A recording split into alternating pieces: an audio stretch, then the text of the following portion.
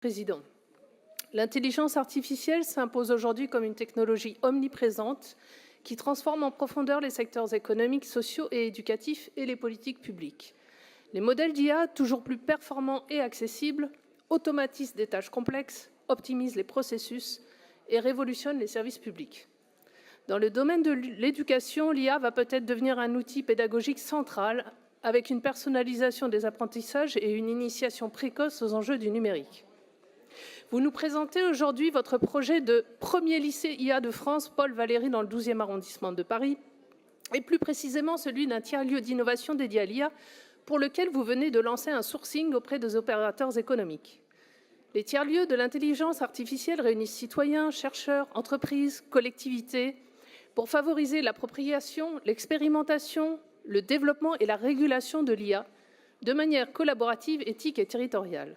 Ils peuvent permettre de démocratiser l'IA, de l'encadrer, de réduire la fracture numérique et technologique, de tester et co-construire des usages pour une IA utile, locale et responsable.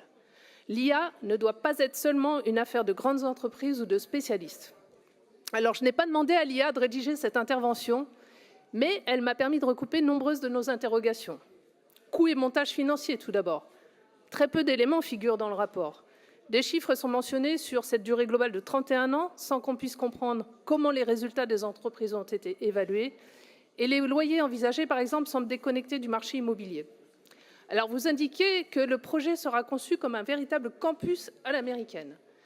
Il est intéressant d'associer un lycée public, réputé pour ses sections scientifiques et artistiques, à un tel projet. Mais la communauté éducative souhaiterait en premier lieu un lycée où le Wi-Fi fonctionne, un bâti en bon état pour garantir des conditions de travail et d'apprentissage optimales. Surtout, cela a déjà été dit avant moi, nous nous interrogeons sur la réelle ouverture de ce lieu sur l'extérieur. Là, je ne parle pas des jardins, je parle vraiment du tiers-lieu IA.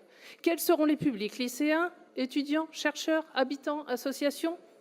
Comment les professeurs seront-ils associés à l'élaboration des contenus des formations? Et quel sera le niveau exact de formation à l'IA? Quels champs couvriront les modules d'information à l'IA? Apprentissage automatique, deep learning, traitement du langage naturel, sachant qu'aujourd'hui, vous le savez, c'est bien l'IA générative qui suscite le plus de craintes. Comment les solutions edX seront-elles testées, évaluées, déployées et avec quelles entreprises partenaires? Les élèves seront-ils formés aux questions éthiques liées à l'IA, comme la protection des données, les biais algorithmiques, la transparence, la responsabilité et l'impact social des technologies, et pas seulement orientés vers certains métiers? En l'état, nous ne pouvons voter une telle délibération qui va renforcer la bétonisation aux abords de la coulée verte et comporte encore trop d'interrogations. La notion d'usage est fondamentale quand on parle d'IA et c'est pourquoi nous invitons notre collectivité à approfondir sa réflexion ébauchée dans sa stratégie sur le numérique et l'IA responsable en élaborant une véritable charte de l'IA responsable.